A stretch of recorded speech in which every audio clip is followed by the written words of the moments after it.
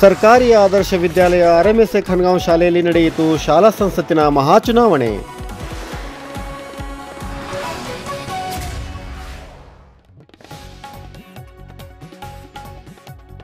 Vote ಕೇಳಲು ಬಂದ ಅಭ್ಯರ್ಥಿಗಳು ಹಾಗೂ ಮತದಾರ ಪ್ರಭುವಿನ ನಡುವೆ ನಡೆಯಿತು ಮಾತಿನ ಚಕಮಕಿ.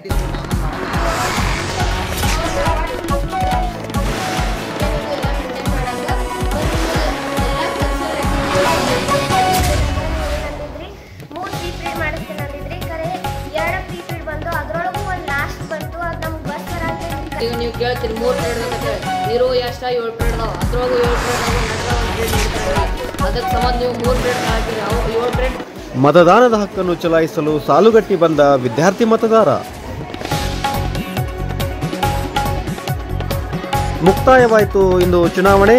ಸೋಮವಾರದಂದು ಹೊರಬೀಳಲಿರುವ ಫಲಿತಾಂಶ ತರುವುದಾ ಸೂಕ್ತ ಬದಲಾವಣೆ.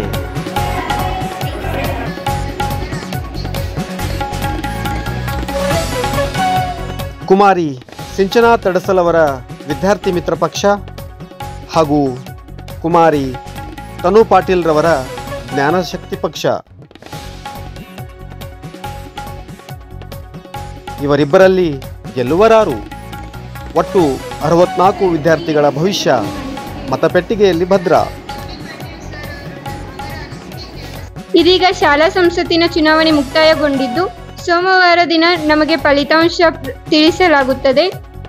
ಅಲ್ಲಿಯವರೆಗೂ ನೀವು ಕಾಯೋಣ ಅಂತ ಹೇಳುತ್ತಾ ಕ್ಯಾಮ್ರಾ ವುಮೆನ್ ಸ್ಫೂರ್ತಿ ತವಗ್ಮಠ್ ಜೊತೆ ಬಿಂದು ಪಾಟೀಲ್, ಇದು ಎವಿಕೆ ಟಿವಿ.